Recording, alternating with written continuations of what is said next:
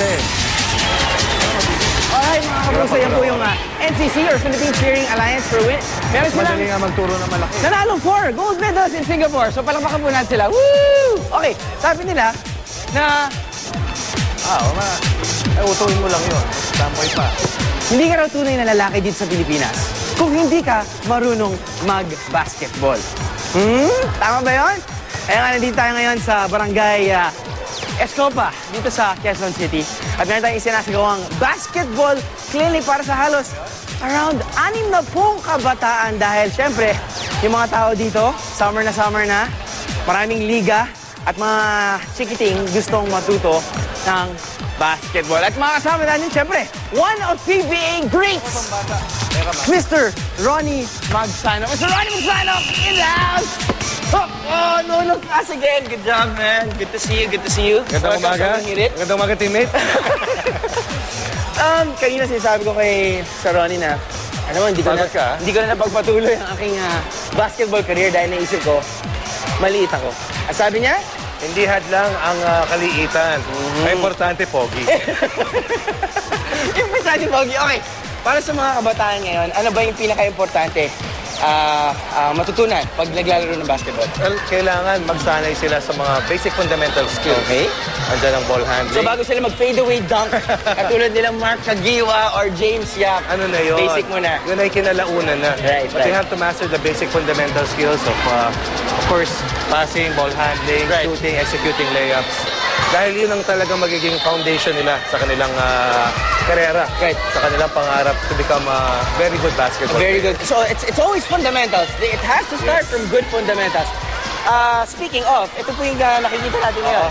Ano pong ginagawa ng mga chikiting dito na medyo maliliit pa on our right side? Isa sa fundamental skills ng laro ay yung paghawak sa bola at pag-dribble ng kanan at ng kaliwang kamay. Ang ating mga coaches ay sinisigurado na yung pagtanga nila sa bola ay maayos. You push the ball down with your fingers, hindi mo tatanganan sa iyong palad, and you make sure that you're looking forward, right, chin up, eyes forward, at paulit-ulit yung downstroke na tinatawag. Okay, yung mga nakikita ngayon ng mga kabataan sa NBA pati sa PBA, yung mga crossover eh. Progressive Progressive na na yan. Oo, yan yung bunga ng mahaba nilang oras ng pagsasanay ng maraming taon. Right, Bago mo marating yan, sila James Yap. For example, sila Michael Jordan dati, Right. sila Kevin Durant. Ngayon. Nagsanay yan ng mahabang panahon katulad ng pagsasanay mo sa triathlon. Hindi. Alam mo, naalala ko yung sinabi ni Michael Jordan nga eh. Yung sinuot niya yung lahat ng mga buzzer beaters, sabi niya, Produkto lang yun. Hindi luck yun eh, dahil pinag-trainingin ko yun eh. Yes. Di ba? It was repetitive. Correct. So parang na-master na niya yung shot niya. Yun ang sinasabi natin, resulta na yun ng mahabang panahon ng pagsasanay. Correct. Okay, so bukod sa dribbling, left and right, coach, ano pa? Ito, ang shooting na ating paboritong gawain ng mga Pinoy dahil alam naman natin, basketball fans love scorers. Right. Ito, ang ating mga mentors ay sinisigurado na ang pagtangan sa bola at pag-release ay tanging isang kamay lamang ang Bakit gagamitin. meron po silang hawak-hawak na plato? Yan ba yung pamaypay? Hindi plato yan. Bagamat marapit lang fiesta rito.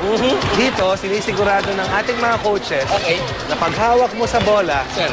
pag-release mo, tanging isa lamang ang siyang maghahatid sa bola. So if you're a right-hander, syempre yung kanan lang magpa-push talaga. Sinasabi So, parang nga guide nila, lang po yung kaliwa. Ang kaliwang kamay is just a guide hand. Okay. At sinasabi nila, nasa 9 o'clock position 9 o'clock ang position. guide hand pag ikaw ay right-handed player. At 3 o'clock position naman pag ikaw ay left-handed player. And then when you release, ang gusto mo, yung elbow mo ay diretso, mga daliri mo ay nakaturo sa basket para sa iyong follow-through.